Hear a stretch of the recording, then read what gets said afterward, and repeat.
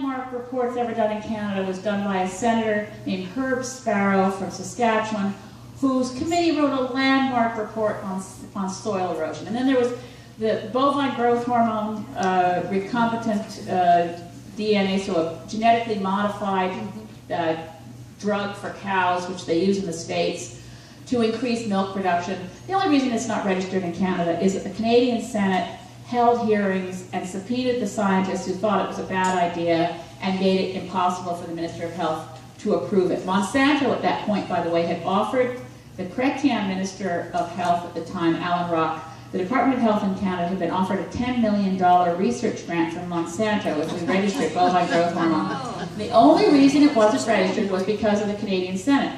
So there was a role for sober second thought. But back to what's gone wrong in Parliament, the PMO now believes it can control senators. And this has become very transparent through the wonderful, interesting reading 80-page affidavit of the RCMP looking into the spending scandal has opened a little bit of a window on how people in PMO are saying, these senators, they're giving speeches they wrote themselves. They're not even clearing their speeches. So there's a sort of a fit happening where the spin doctor guys in PMO realize that the Senate, from their point of view, the Senate has gone rogue.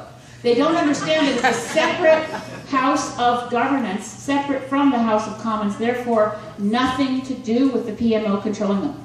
But Harper has appointed, and it's hard to generalize because there may be a good senator in the mix, so I apologize for offending anyone, but basically the independent thought, the policy excellence, the potential for people actually doing a good job in the public interest in the Canadian Senate has plummeted given the appointments Harper has made.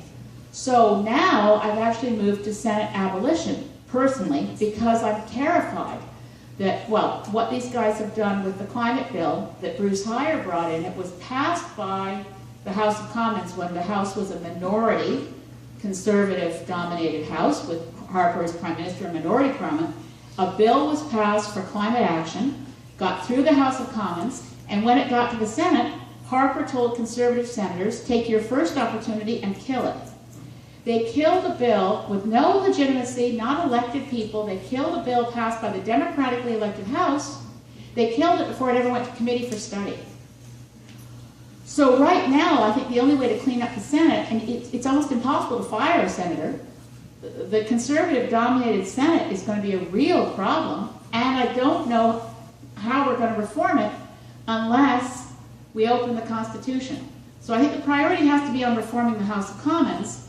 If we could reform the Senate, I think you'd almost do better to say, let's find a mechanism to fire all existing senators, and then just have a lotto, and like a jury duty, and a whole bunch of regular people would have to go to the Senate, and they'd do a better job. I'm not being, the Senate reform issue is a big one, but it's almost impossible to fix in real political terms because you have to open the Constitution to fix it.